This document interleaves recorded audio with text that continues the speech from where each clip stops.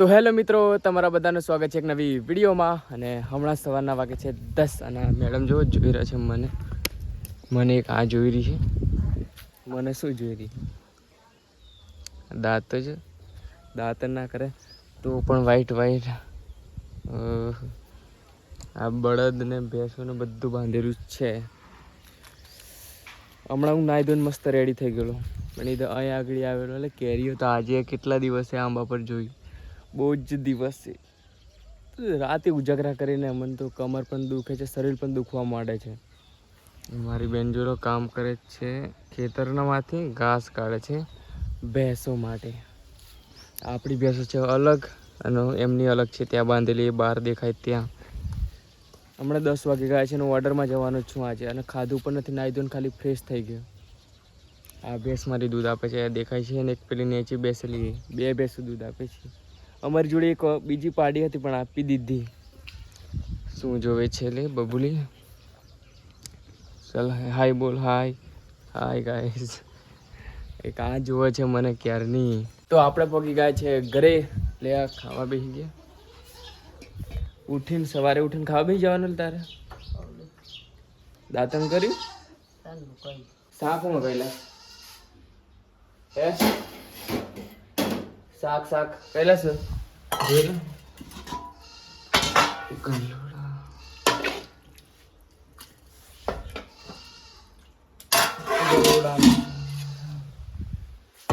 તો ટાઈમ થઈ ગયો જમવાનો, તો જમી લઈએ. તો પંખો ફેરવો પડશે મારે, પવન આવવો જોઈએ એટલે જમી લઈએ. તો મિત્રો અમે પહોંચી ગયા છે લગ્નમાં, અને હમણાં વાગે છે બપોરના 12. હાલત ખરાબ થઈ ગઈ. 12 વાગે આવ્યા છીએ અમે લોકો, જે ફેમિંગ ચાલુ છે અમારું. અને હું તો જમીને સૂઈ ગયેલો. મેં વિચાર્યું કે આરામ કરેલો, પણ મને તો એટલી ઊંઘ આવી તો ખબર જ ના પડી કે કેવી રીતે આંખ બંધ થઈ ગઈ. અને અમે 2 લોકો આવ્યા છીએ. પેલો આગળ જો ગોપાલ, જે ગોપાલ છે એ નેટ લેવા ગયો છે. તો નેટ લઈને આવે એટલે પાથરવાની આ જગ્યા પર અને કામ ચાલુ કરવાનું અમારે. કંટાળી જવાય છે, પણ હમણાં પેલું પવન ચાલુ થઈ ગયો, જો ઠંડો પવન આવે. લીમડાને છે તમે ખાલી જોવો, લીમડાને છે તો ખાટલો હોય તો મસ્ત સુઈ જાવ, ખાટલો ના હોય તો નીચે સુઈ જાય એવું લાગે છે. પણ તાપમાં કંટાળો આવે છે. તાપ જ એવું પડે છે કે શું કહો, ગરમી કેટલી પડે છે. આવી ગરમીમાં અમારે કામ કરવાનું છે. ગોપાલ તો નીકળીને આવી ગયો. હવે નેટ અહીં પાથરવાની, નેટ પાથર્યા પછી અમારે ગારા ફિટિંગ કરવાના. બહુ કામ છે. 7 વાગે છે, રાતની જાન આવે છે, 2 જાન આવે છે રાતે. તો અમારે તો ગોપાલ કામ ચાલુ કરે, પછી હું એને મદદ કરું, પછી બંને કામ ચાલુ કરીએ. આજે તાપ એટલો છે કે શું કહે, એટલી ગરમી લાગે છે કે હાલત બગડી ગઈ છે. પર આ ચહેરો જેવો થઈ ગયો મારો. તાપ એટલો પડે છે, પવન પણ આવે, પણ પવનથી કંઈ ફેર નહીં પડતો નહીં ગોપાલ. હાલત બગડી ગઈ, તરસ ઘણી લાગી જાય છે વારંવાર.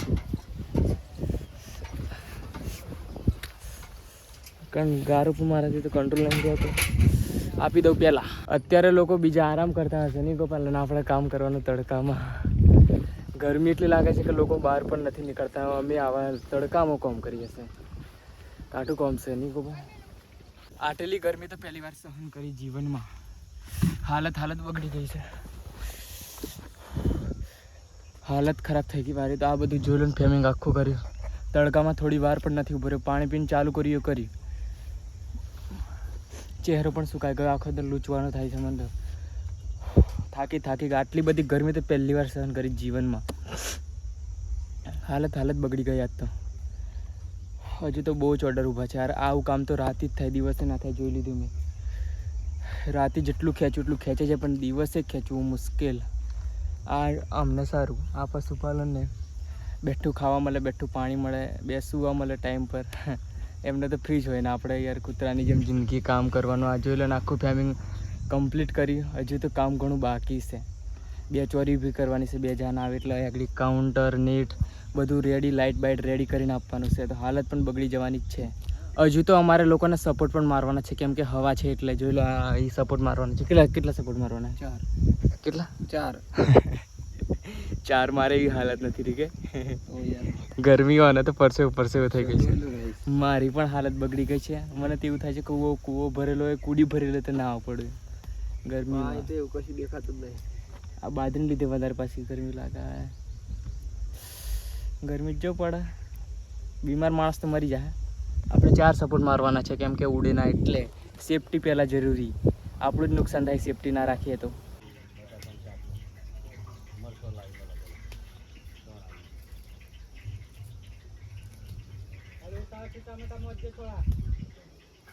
ફાઇનલી મિત્રો અમે લોકો પહોંચી ગયા છે પાછા ગોડાઉન પર, કેમ કે અમારે સામાન લેવાનું હતું, એટલે તો અમારે ચોરીનું સામાન લઈ જવાનું હતું. તો શું સામાન લઈ જવાનું છે? આ પટ્ટા લઈ જવાના. અને બીજું શું? એટલે બીજું શું લઈ જવાનું છે? પટ્ટા ને કાપડ ને આ પણ લઈ જવાનું છે. અને પટ્ટી 2 ચોરી ઊભી કરી છે, એટલા માટે કઈ છે કઈ કાપડ તો કઈ પડી રહી મને જ નથી ખબર. કઈ કાપડ છે? ફોન કરી જો પહેલાં ફોન કરી જોઈએ, પછી ખબર પડે શું કાપડ લઈ જવાનું. ચોરીનું ત્યાં કુંડ લઈ જવાનું છે, 2 કુંડ લઈ જવાના છે, પટ્ટી લઈ જવાની છે અને કાપડ. હમણાં વાગે છે રાતના 10 અને અમે લોકો આવી ગયા છે પાછા ગોડાઉન પર. અમે અમારો ઓર્ડર કમ્પ્લીટ કરીને પાછા ગોડાઉન પર આવી ગયા છે. અમે લોકો આવેલા સુવા માટે, જગદીશ અને હું. પણ ઘરેથી કોલ આવ્યો કે ઘરે આવીને સૂઈ જાઓ આજે એકલા, કાલે જજો પાછા ગોડાઉન પર, કેમ કે કાલે વહેલું જાગીને પાછું ઓર્ડરમાં જવાનું છે, એટલા માટે. તો મારા પપ્પાનો કોલ આવેલો કે કહેતા ઘરે આવી જજો. તો અમે કીધું સારું. એમ અંદર ગરમી લાગે છે, કુલર પણ ઓર્ડરમાં ગયા છે, તો અમે લોકો જશું ઘરે.